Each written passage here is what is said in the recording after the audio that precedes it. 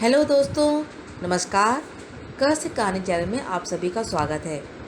गाइडी बोपांसा की एक और कहानी जो कि बेहद रोचक और दिलचस्प है, आपको सुनाने जा रही हूँ। इसका हिंदी टाइटल नकली गहने और इंग्लिश में इसका वर्जन है द ज्वेलरी। क्या कभी आपने सोचा है, जिसको आप करीब से जानते हो या जिसके साथ सालों से रह रहे हो, सालों बाद उसके बारे में आपको पता चलता है कि अरे वो तो ऐसा नहीं था जैसे कि आप उसे देखते थे या जानते थे। आज की कहानी भी इसी धारणा की पड़ताल करती है। कहानी का केंद्र पात्र लैटिन है, जिसकी अभी नई नई शादी हुई है और उसकी पत्नी बहुत सुंदर है और प्रतिभावान है। शादी के कुछ समय बाद उसकी पत्नी की मृत्यु हो जाती है। अपनी पत्नी की मृत्यु होने के बाद जब उस अपनी पत्नी के नकली गहने बेचने को जौहरी के पास जाता है, तो उसके सामने एक ऐसा रहस्य खुलता है जिसे सुनकर वह भौंचक्का रह जाता है। तो क्या है वह रहस्य, जानने के लिए सुनते हैं ये कहानी। लैटिन जब अपने ब्यूरो सहायक प्रमुख के घर आयोजित पार्टी में था, उसकी मुलाकात एक युवा लड़की से हुई। उसे उस लड़की से बेशुमार प्यार हो गया। वो लड़की दिवंगत हो चुके प्रांतीय टैक्स कलेक्टर की बेटी थी। पिता की मृत्यु के बाद वह और उसकी माँ पेरिस आ गई। उसकी माँ ने अपने पड़ोस के परिवारों से जान पहचान बढ़ाई। उसे आशा थी कि इस तरह वह अपनी बेटी के लिए जीवन साथी खोज सकेगी। उनकी आय साधारण थी। वे इज्जतदार, सुशील और शांति प्रिय थी। युवा लड़की पूर्णतः भली थी। किसी भी समझदार युवक का यह स्वप्न हो सकता है कि वह अपनी खुशियों के लिए अपना जीवन उसके हाथों सौंप दे। उसके सरल सौंदर्य में सम्मोहित करने वाली दिव्यता थी। उसके सुंदर और पवित्र मन की पहचान थी। हर और उसकी प्रशंसा ही सुनाई देती थी। लोग कहते हुए नहीं थकते थे, वह व्यक्ति कितना खुशनसीब होगा जो उसका प्यार पा सकेगा। लैटिन तब इंटीरियर विभाग में चीफ क्लर्क था और उसे 3,500 फ्रैंक का सामान्य वेतन मिलता था। इससे वह वैवाहिक जीवन की जिम्मेदारी उठा सकता था। उसने उस अनुपम युवा लड़की के समक्ष विवाह का प्रस्ताव रखा तो उसकी ओर से यह मान लिया गया। वह इसके साथ कितना खुश था, जिसका बयान नहीं किया जा सकता। उस लड़की ने गृहस्थी और उसके खर्च को बखूबी संभाला और उसका जीवन सुखपूर्वक व्यतीत होने लगा।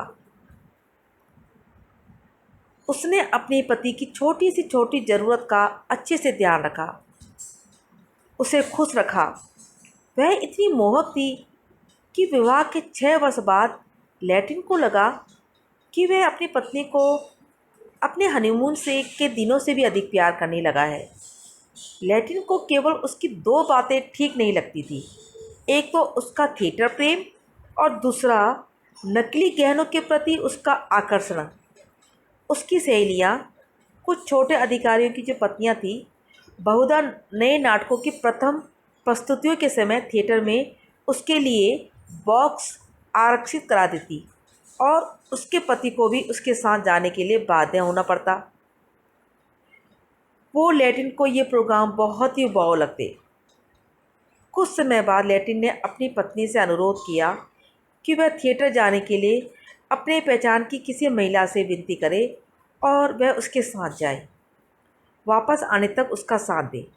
आरंभ में उसने इस उपाय का विरोध किया, किंतु काफ़ी अनुनय विनय के बाद वह पति की बात खुशी के लिए ऐसा करने को राजी हो गई। थिएटर के प्रति उसका एक शौक़ और था, गहनों के प्रति उसकी इच्छा।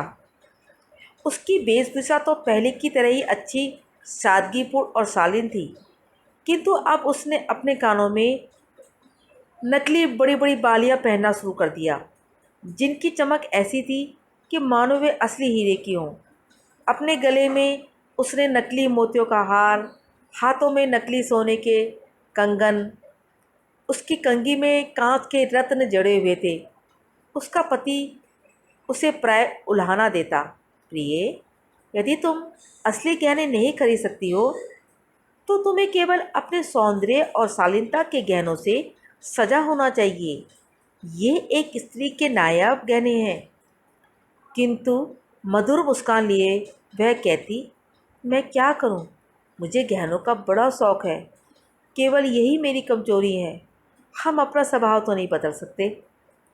वह अपनी उंगलियों में मोतियों का हार लेकर इस तरह घुमाती कि उसमें लगे मणि चमचमाने लगते। वह अपने पति को मनाने के अंदाज में कहती, देखो, क्या यह सुंदर नहीं है? कोई भी यकीन करेगा कि यह असली है। लैटिन फिर मुस्कुराते हुए जवाब देता, प्रिय, तुम्हारी पसंद दुनिया से अलग है। कभी कभी शाम को वे जब आग के पास बैठकर निजी वार्तालाप कर रहे होते, तब वह टी टेबल पर मोरक्को लेदर बॉक्स रख देती और लैटिन कह उठता, इसमें कूड़ा है। किंतु वह नकली गहनों को ऐसा ध्यान लगाकर देखती मानो वे उसे कोई गहन अबूझ खुशी प्रदान कर रहे हो। प्राय वह अपने पति को एक नेकलेस पहनने पर मजबूर करती और दिल खोलकर हंसते हुए कहती, बड़े अजीब लग रहे हैं आप। फिर वह अपने पति की बाहों में समा जाती। सर्दियों की एक शाम वह नाट्य संगीत का कार्यक्रम देखने गई। ठंड में ठिठुरते हुए घर लौटी। सुबह उसे जोर से खांसी हुई। फेफड़ों में संक्रमण के कारण 8 दिनों बाद उसका देहांत हो गया। इस घटना से लैटिन बुरी तरह टूट गया और उसके बाल 1 महीने में ही सफ़ेद हो गए।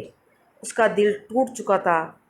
दिवंगत पत्नी का आकर्षण, उसकी आवाज़, उसकी मुस्कान वह भुला ना पाता। समय बीतता गया पर उसका दुख कम नहीं हुआ। प्राय ऑफिस में कामकाज के दौरान जब सहयोगी किसी प्रमुख विषय पर बात कर रहे होते, अचानक ही उसकी आंखें डबडबा जाती और उसकी सिसकियां उसके दुख से राहत प्रदान करती। उसकी दिवंगत पत्नी के कमरे की सभी चीज़ें उसी तरह पड़ी रही जिस तरह वे उसके जीवित होने के समय थी। उसके सभी फर्नीचर, उसके कपड़े वैसे ही थे जैसे कि मृत्यु के दिन पड़े थे। समाज से दूर एकांत में रहना, अपने जीवन की उस अमूल्य खुशी के बारे में सोचना ही उसका एकमात्र काम रह गया था। शीघ्र ही उसका जीवन एक संघर्ष हो गया। उसकी आमदनी, जिससे उसकी पत्नी घर के खर्च सभी पूरे कर लेती थी, अब उससे उसकी तत्काल ज़रूरतें भी पूरी नहीं हो पा रही थी। उससे बड़ी हैरानी हुई कि उसकी पत्नी उस आमदनी से कैसे बढ़िया शराब, एक से एक व्यंजन की व्यवस्था कर लेती थी, जो अब वह नहीं कर पा रहा है। उसने अब उधार लेना शुरू कर दिया और जल्द ही कंगाल हो गया। एक सुबह उसने पाया कि उसकी जेब में 1 सेंट भी नहीं बचा। उसने तुरंत ही कोई सामान बेचने का निश्चय किया। तुरंत ही उसे अपनी पत्नी के चमकीले जवाहरात बेचने का विचार आया। वैसे भी नकली गहनों के प्रति उसका एक प्रकार का विद्वेष था। उन गहनों को देखने मात्र से ही उसके मस्तिष्क में दिवंगत पत्नी की स्मृति मलिन होने लगती। अपने जीवन के अंतिम दिनों में उसने लगातार खरीदारी ही की थी और लगभग हर शाम वह नए जेवर लेकर ही लौटती थी। लैटिन ने एक समय तक तो उन गहनों की ओर ध्यान नहीं दिया, किंतु अब उसने उस भारी नेकलेस को बेचने की सोची जो उसकी पत्नी को बेहद पसंद था, जिससे लगभग 6 या 7 फ्रैंक मिल सकते थे। इस नेकलेस की कारीगरी बहुत सुंदर थी, पर था तो ये नकली। उसने इस नेकलेस को जेब में रख लिया और किसी भरोसेमंद जोहरी की दुकान का पता लगाने निकल पड़ा। थोड़ी ही देर पर उसे एक दुकान मिली जहां वह इसे बेचने के लिए घुसा।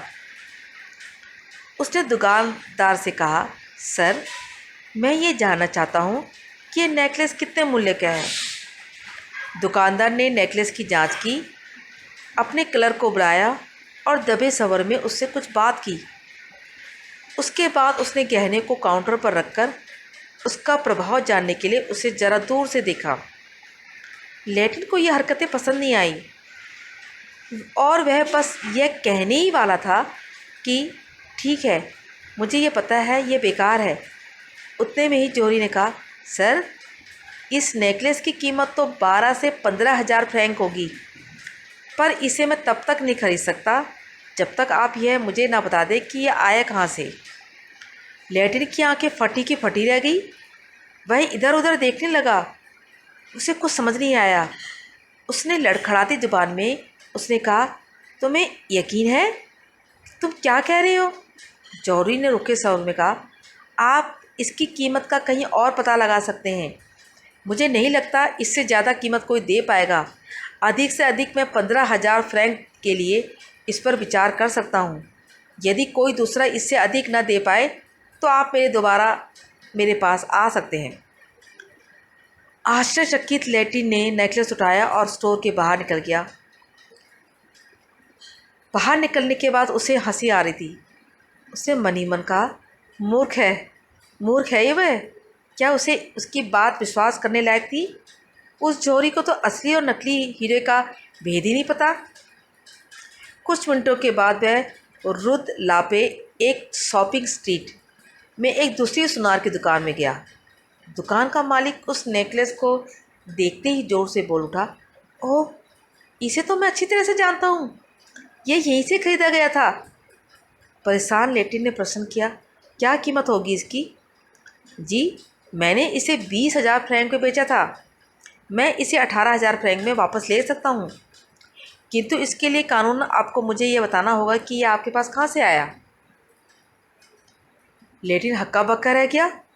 उसने कहा, किंतु किंतु इसकी अच्छी तरह से जांच कर लें। अभी तक तो मैं ये समझता था कि नकली है। जौहरी ने पूछा, अच्छा, आपका नाम क्या है? लैटिन। मैं मिनिस्टर ऑफ द इंटीरियर में काम करता हूँ। मैं 16 रूब मॉस्टर में रहता हूँ। दुकानदार ने लेखा पुस्तक की जांच की और जानकारी दी। यह नेकलेस 20 जुलाई 1876 को 16 रूड मोटर्स के पते पर मैडम लैटिन को भेजा गया था। दोनों एक दूसरे को घूर कर देखने लगे। लैटिन आश्चर्य से अवाक था। जौहरी को लगा वह चोर है, पर उसने चुप्पी तोड़ते हुए कहा, क्या तुम ये नेकलेस 24 घंटों के लिए मेरे पास छोड़ सकते हो? मैं तुम्हें इसकी रसीद दूंगा। लैटिन ने कहा, हाँ ठीक है। फिर वह रसीद लेकर दुकान से चला गया। उसके मन में बहुत सारे सवाल उठ रहे थे। उसकी उसकी पत्नी के पास पैसे ही कहाँ थे कि वह इतना महंगा गहना खरीद सके? नहीं, यह संभव नहीं। तब तो यह कोई उपहार होगा। पर यह उपहार किसने दिया होगा और उसे यह क्यों दिया गया? उसे अपनी पत्नी के बारे में बाहरी संदेह होने लगा।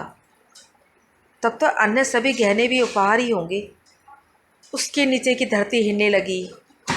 सामने का वृक्ष उससे गिरते हुए लगा और वो चक्कर खाकर ज़मीन पर गिर पड़ा।